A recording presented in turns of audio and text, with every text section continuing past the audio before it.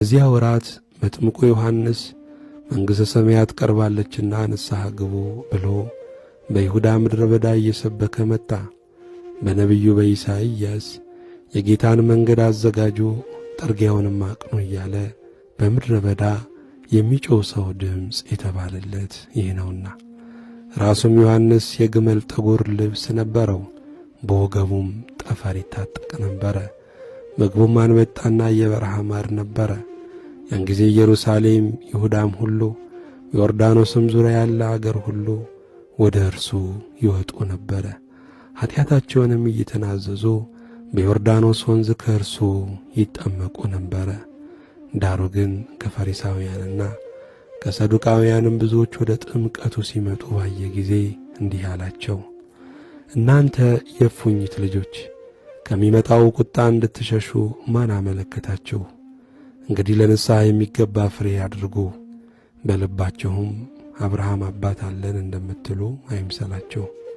እላችኋለሁና ከእነዚህ ድንጋዮች ለአብርሃም ልጆች ሊያስነሳለት እግዚአብሔር ይችላል።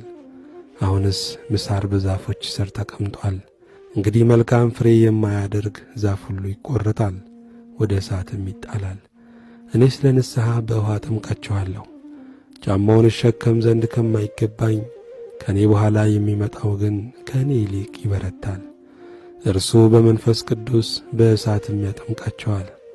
መንሹም በእጁ ነው፣ አውድማውንም ፈጽሞ ያጠራል፣ ስንዴውንም በጎተራው ይከታል፣ ገለባውን ግን በማይጠፋ እሳት ያቃጥለዋል። ያን ጊዜ ኢየሱስ በዮሐንስ ሊጠመቅ ከገሊላ ወደ ዮርዳኖስ መጣ።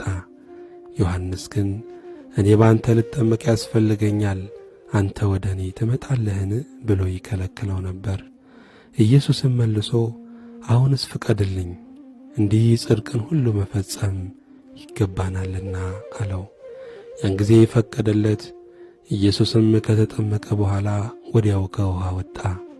እነሆ ሰማያት ተከፈቱ፣ የእግዚአብሔርም መንፈስ እንደ ርግብ ሲወርድ በእርሱ ላይም ሲመጣ አየ። እነሆም ድምፅ ከሰማያት መጥቶ በእርሱ ደስ የሚለኝ የምወደው ልጄ ይህ ነው አለ። ምስጋና ለእግዚአብሔር ይሁን።